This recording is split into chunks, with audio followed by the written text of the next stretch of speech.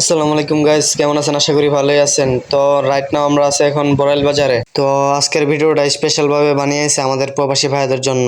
আপনার যদি কোনো ভাই ব্রাদার প্রবাসে থেকে থাকে তাহলে ওকে এই ভিডিওটা মেনশন দেন। তো গাইস, দেখতে দেখতে আমরা আইসা পড়ছি বড়াইল বাজার। তো গাইস, এইটাই হলো আমাদের বড়াইল বাজার। অনেক প্রবাসী ভাইরা আছেন এই জায়গাটাকে অনেক মিস করেন। তো গাইস, প্রথমে আইসাই আমাদের নজর পড়লো কবুতরের উপর। আর শাওন আমার বন্ধু আইসা আমার সাথে আজকে। ও অনেকগুলা কবুতর পালে, আজকে একটা কবুতর নিব পায়রা। তো ওর কবুতর ও দেখতাছে কোনটা ভালো।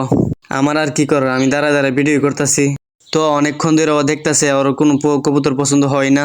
তাই আমি বললাম, দেখ যাইতে বেলা নিস, এখন আইসা পর আমরা পুরোটা বাজার ঘুরি। তারপর ও বলছে আচ্ছা, আগে পুরোটা বাজার ঘুরি, তারপর যাইতে বেলা কবুতর নিব মানে। তারপর সামনে তাকিয়ে দেখি দুইটা ঘুঘু পাখির বাচ্চা। একজনে দেখি দাম দর করতেছে, তাই আমিও ওইখানে গেলাম।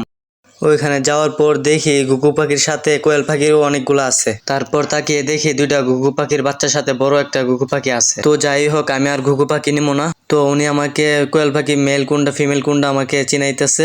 তো আর দামাদামিতে বনে নাই, তাই আর নিতে পারি নাই। তো গাইস, কিছু করার নাই, আজকে কোয়েল পাখি নিতে পারবো না, কারণ আমি পুরোটা বাজার আজকে ঘুরবার জন্য এসেছি। তো গাইস, এখান থেকে চলে আসলাম, এসে মুরগির বাজারে যেতেছি। মুরগির বাজারে এসে দেখি আমার কাকার সামনে, আসলে ওনার সামনে আমি ভিডিও করতে পারবো না, কারণ ওনাকে আমি অনেক সম্মান করি। আর উনি চাইবে না যে ওনার সামনে আমি ভিডিও করি। তাই কাকার একটু সামনে চলে আসলাম।